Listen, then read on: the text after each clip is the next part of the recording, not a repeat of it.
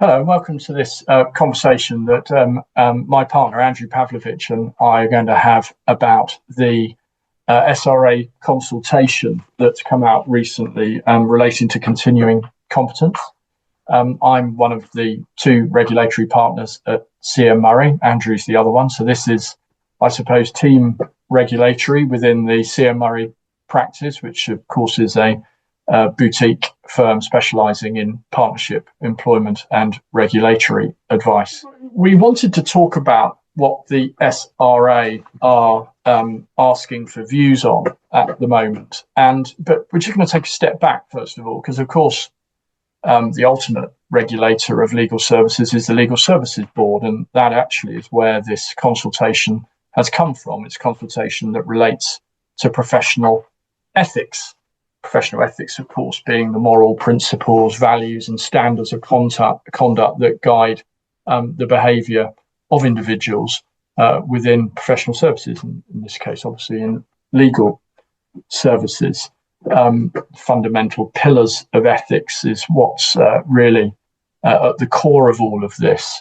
Those pillars of integrity and confidentiality, competence in particular, which is what this relates to, objectivity, accountability and professionalism. And sometimes people forget, I think, quite the extent to which professional ethics is relevant to all aspects of professional behaviours.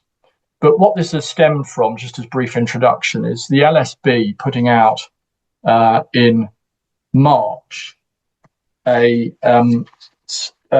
document called their Statement of Policy on Upholding Professional Ethics Duties, which had at its core the wish to strengthen how legal professionals understand and uphold their professional ethical duties. They were basically expressing a view in that document that legal regulators need to be more consistent in ensuring good ethical practice being emphasised, expected and supported at all levels. And what's come from that are 5 expected outcomes for regulators to help there being a cultural shift towards the greater prioritisation of ethics by lawyers. And those 5 outcomes, which are aimed at supporting authorised persons in legal services to understand and uphold their professional ethics duties, relate to, in particular, ensuring that authorised persons have the right knowledge and skills on professional ethical duties in both preparation for qualification and throughout their career, and also an expectation being placed on the legal regulators that they monitor and supervise associated persons' conduct and take action to address non-compliance with ethical duties. Now, there are 5 outcomes the LSB expect, but they're the 2, I think, Andrew, would be most relevant to what we're about to talk about, the consultation. Is that right? Yes, I'd agree with that. And then moving into the consultation on three proposals.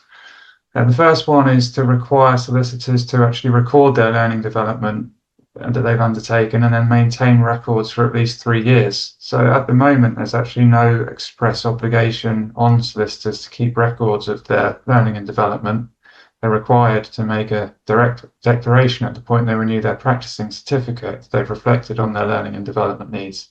They're not actually required to keep a record of the learning and development that they've undertaken. In practice, it's quite risky to not keep a record, because if for whatever reason you come into the SRA's crosshairs, for example, on an AML issue or a conduct issue more generally, and you're not able to point to any training or learning and development that you've done on that issue, you're making yourself more vulnerable. And just on that point of record keeping, there's never been the need, but clearly some people have kept records, and the SRA have been looking at some of those records, because I think one of the issues that they think is particularly relevant to the consultation and meeting the LSB outcomes is the fact that they believe that a lot of the continuing competence work that individuals have done is focused on technical legal knowledge rather than the wider skills relating to things like professional ethics. Yeah, that's right. That's been a sort of a consistent theme of the thematic reviews, which is that they've done into various areas, be that sort of immigration or SLAPs or employment and NDAs. People are sort of aware of the technical knowledge, but they might not be so aware, for example, of the SRA's warning notices or the more general articles or issues that arise in their day-to-day practice. I mean, I would suggest that a lot of law firms will keep records of central training, because law firms have their own obligations as well. And for example, if firms are rolling out on an annual or even more regular basis AML training, it will be quite usual to make that mandatory and to keep a record as to who and who hasn't attended. And similarly, firms will have, at least on an annual basis, anti-sexual harassment training, for example, and there will be records kept and people chased up if they haven't attended. So there'll be that sort of record. Yes. But this is a little bit different. This is actually a requirement on individuals to show and keep a record of, okay, I've reflected on my learning and development needs, what I need to improve or what I need to do, and I've gone and done it. And that's a slightly different thing to just the more centralized person X attended the AML training on this date or attended the anti-sexual harassment training on Y date. Okay, so that's the first big change, a much wider, broader and more significant requirement in relation to the recording of both reflections and the continuing competence training that individuals have done. The second one relates to training, and this is a proposal that all solicitors should take part in a minimum of 3 hours of discussion on professional ethics. And again, this addresses the point that you were just making, in that a lot of the training that solicitors have is related to their practice and the technical issues that arise, but not so much on the wider ethical ones. In terms of who it's suggested should facilitate that training, it should be a solicitor who either is a current PC or is on the roll. They must have practiced for a minimum of 3 years, and they can't have any sort of previous regulatory or disciplinary history.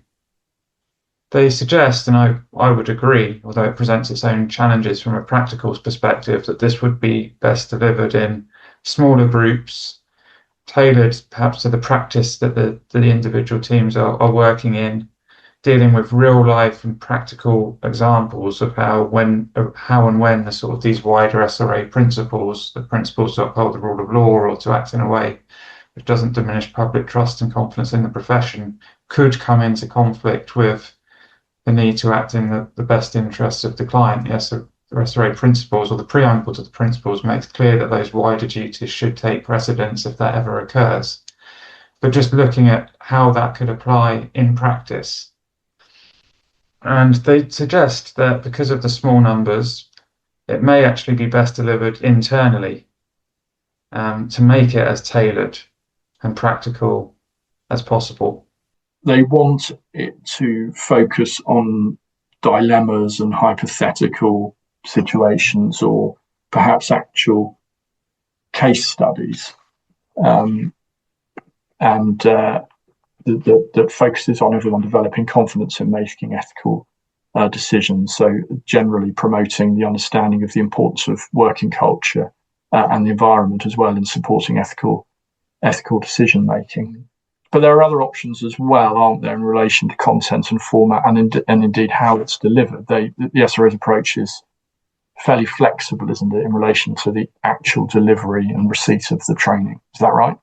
Yeah, that's right. I mean, they do suggest that it may be best delivered internally, but they also say, for example, local law societies may want to organise it, and they're not being too prescriptive about the format, whether it's done by presentations, etc. There's a wide sort of number of options that they refer to in the consultation, but they say they're not going to be dictatorial about how it's done. They do say in the guidance as well that in terms of the delivery, it's not necessarily going to be, and it probably wouldn't be best delivered by someone talking in an abstract way about the principles. It has to be, as you say, really, really tailored. And what would you do if, for example, that sort of thing. Yes, I mean, the one thing they specifically say is it can't solely be a lecture. It needs to be set up in such a way that individuals actively engage in the discussion. And I think they have also said, haven't they, that they are going to put together materials and case studies for use if that's the preference of the firm. But there's also obviously a leaning towards firms actually making it as bespoke as they can be, either for their own practice area or for the practice areas within it. Of course, that will be probably more of a time requirement on the part of the firms to make sure that that's of sufficient quality. Yeah, so they talk about templates for the learning and development, the first proposal, and they also say that, as you say, they may suggest some sort of slides or case studies that firms may wish to use as a starting point, at least if they want to then adapt them to make them more relevant, perhaps to the circumstances in their particular firm. Yes, and there's a maximum size of group, I think they've suggested. Yeah, so no less than 3 and no more than 12 was the suggestion, and you can see how if you're a large department or a large team, a large litigation team, for example, that could present a challenge in terms of having to have maybe up to 5, 6, 7, however many sessions there are. So perhaps there will be some flexibility there, or maybe that it's just something firms will have to deal with and get to grips with. I mean, I think in general the principle of having smaller groups to encourage participation is a good one. But whether or not there will need to be some flexibility shown in respect to the larger firms, because it may present quite a challenge if you're trying to have to split things up in that way. And what about those who are not authorised persons? Those who don't carry practicing certificates, have they said anything about them? They have, and they've said, and actually this is something I think most people would agree with, that they are going to they suggest they should have the power to direct or mandate non-authorised persons to undertake particular training. And I think that's helpful, because we quite often see that although some of those individuals may be regulated by other regulators, we quite often see them sort of almost left behind sometimes in terms of training, and are maybe not given the same status. Some firms may not even invite them to particular training if they don't have a practicing certificate, for example. So I think they do need to be included within the group, because they will, if they're doing casework, still have to deal with some of the same issues, and they're still ultimately within the SRA's jurisdiction in terms of the Section 43 route if they were to commit misconduct. So it makes sense to me to be able for the SRA to target training at non-authorised persons. Now, if they decide to proceed with this, it's not going to be immediate, is it? So people have got time to think about how they structure it, whether they need external support, how they want to break it up internally. Yeah, so it's if it comes in, it's going to come in for the 27-28 year. Yeah.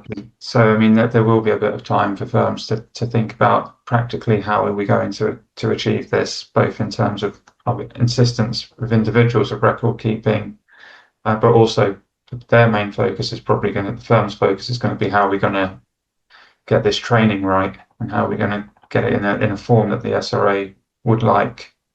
And there may well be teething issues at the start, but I think overall it is a worthy idea. I mean, I know there is so much negativity towards the SRA at the moment that almost anything that they suggest gets sort of scoffed at. And I've seen sort of comments on the Law Society Gazette saying, if only the managing director of Axiom Mints had gone to some ethics training, he might not have misappropriated 60 million from the client account. I mean, that's quite a cynical approach, I think. I mean, we know from the casework that we see that, yes, there will always be a certain amount of bad apples, but there are quite often people that make the wrong decision in the split second, and then things can snowball from there. So, and I do think having a requirement to do 3 hours, which isn't a huge amount of time, yes, I can see how it could create an issue if for large firms, if they're going to mandate that it has to be smaller groups. But overall, I do think this is a good proposal from the SRA.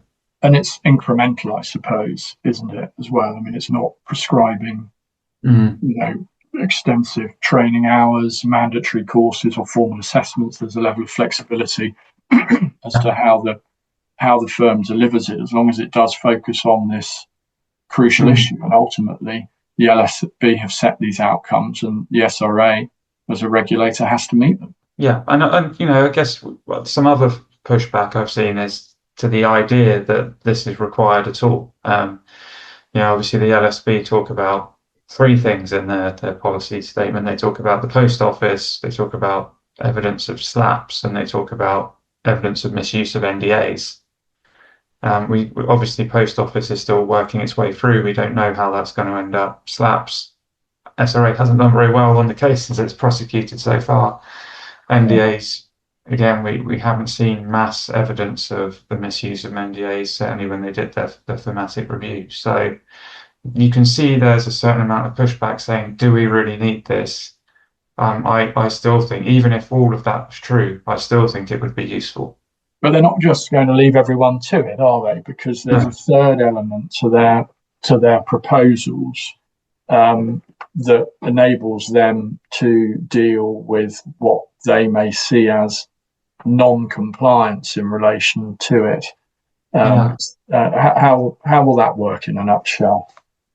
So there would be a requirement for the SRA to sort of mandate particular training. So it might be focused on a particular sector, or it might be focused on a particular area. Just to give an example, conveyancers may be required to undertake AML training, or immigration. We've seen quite some issues there. There may be particular sectors where they say we've identified that there are constant issues arising from our casework, and we want everyone to undertake this training and declare that they've done it.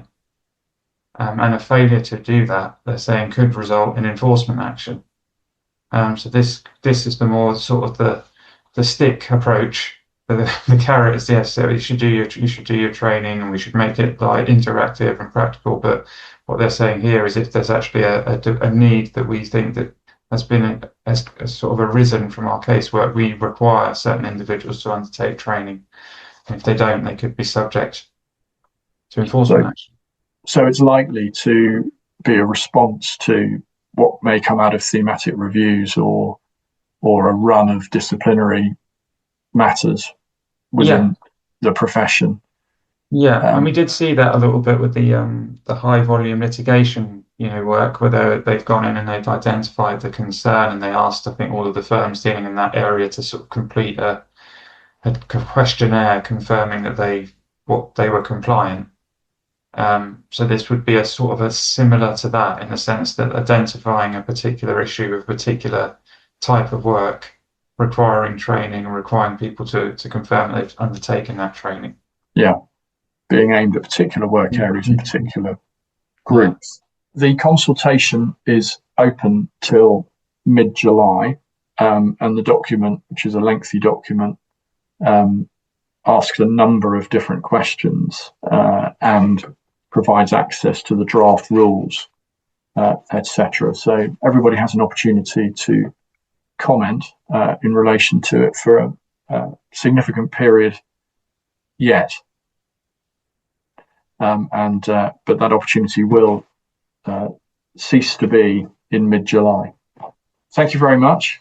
Hopefully that gives everybody some reassurance in relation to what the SRA are proposing, and a little bit more of an understanding about the rationale behind it and to the extent to which it may affect your practices. Hopefully it's reassuring to a degree, although it is obviously going to be a significant change and a particular onus on every individual to really think about these issues alongside the firm having to facilitate the discussions of the small groups in relation to professional ethics as a whole.